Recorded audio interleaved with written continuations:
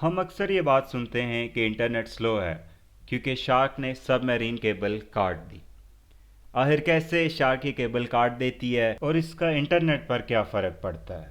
आइए इस वीडियो में ये जानते हैं।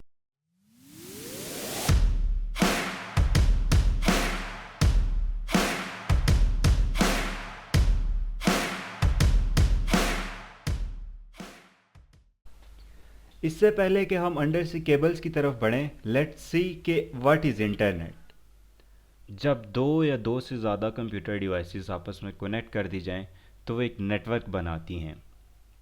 और जब पूरी दुनिया के मोबाइल फ़ोन्स और कंप्यूटर डिवाइसेस आपस में कनेक्ट कर दी जाएं, तो जो वो नेटवर्क बनाती हैं उस नेटवर्क को हम इंटरनेट कहते हैं। सारी दुनिया की डिवाइसेस को आपस में कनेक्ट करने के लिए इन अंडर सी केबल्स का यूज़ किया जाता है। आई नो कि आप लोग ये सोच रहे हैं कि आपका फ़ोन तो किसी केबल के साथ कनेक्टेड नहीं है, बट जिस वाईफाई के साथ आप कनेक्टेड हैं वो वाईफाई केबल्स के थ्रू उन्हीं अंडर सी केबल्स के साथ कनेक्टेड है। इस बात को और आसान बनाने के लिए लेट्स सपोज एन एग्जांपल। एक इंसान एक कंट्री में बैठा है और वो इंटरनेट के थ्रू किसी और कंट्री में बैठे दूसरे इंसान को मैसेज सेंड करता है। सबसे पहले वो मैसेज उसके वाईफाई राउटर के ऊपर जाएगा और वहाँ से उसके इंटरनेट सर्विस प्रोवाइडर के पास जाएगा।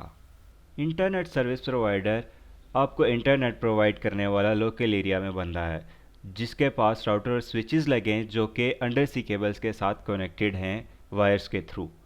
अब उन अंडर सी केबल्स के थ्रू होते हुए दूसरे कंट्री में लोकल एरिया में जो इंटरनेट सर्विस प्रोवाइडर है उसके पास वो मैसेज जाएगा और वहाँ से वाईफाई मॉड्यूल के पास, जो कि उस बंदे ने बाय किया हुआ है जिसको आप मैसेज सेंड कर रहे हैं। अब उस वाईफाई मॉड्यूल के थ्रू वो डाटा उस फ़ोन पर रिसीव हो जाएगा जिस इंसान को आपने इनिशियली सेंड किया था।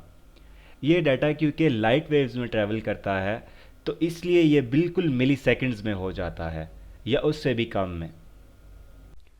अब जबकि हमें यह पता लग गया है कि ये वायर्स काम कैसे करती हैं, तो अब हम ये देखते हैं कि क्या होता है जब ये वायर कट हो जाती है या डैमेज हो जाती है। तो जब भी कोई अंडर सी केबल डैमेज हो जाती है तो उस केबल के साथ जितना भी एरिया इंटरनेट कवरेज ले रहा होता है उस एरिया में इंटरनेट अनअवेलेबल आ जाता है। किसी भी एरिया पे वायर के कट हो जाने का या डैमेज हो जाने का इम्पैक्ट इस बात पर भी डिपेंड करता है कि कितनी वायर्स उस एरिया को इंटरनेट कवरेज दे रही हैं। अगर तो वो एरिया दो या दो से ज़्यादा सबमरीन वायर से कवरेज ले रहा है तो होगा ये कि जब भी कोई एक वायर कट या डैमेज होगी तो उसकी ट्रैफिक ठीक वाली वायर की तरफ डाइवर्ट कर दी जाएगी। इस डाइवर्जन से इंटरनेट स्पीड स्लो हो जाएगी, बट वो बाकी दुनिया के साथ कनेक्टेड रहेगा जिससे इंटरनेट उस एरिया में अवेलेबल रहेगा। But on the other hand, अगर किसी एरिया को सिर्फ एक ही वायर कवरेज दे रही है इंटरनेट की तो वो कम्प्लीटली डिसकनेक्टेड हो जाएगी और उस एरिया में इंटरनेट अनअवेलेबल होगा। इन केबल्स में से डाटा लाइट की फॉर्म में ट्रैवल कर रहा होता है और जब भी कोई केबल कट होती है तो ऑटोमेटेड सिस्टम जो कि चेंज इन लाइट को मेजर कर रहे होते हैं उनको फ़ौरन पता लग जाता है कि किस लोकेशन से ये वायर डैमेज हुई है और कहाँ पे कट लगा हुआ है। वंस डिटेक्टेड, रिपेयर शिप्स उस पॉइंट पे भेजी जाती हैं जहाँ से वायर डैमेज हो जाती है।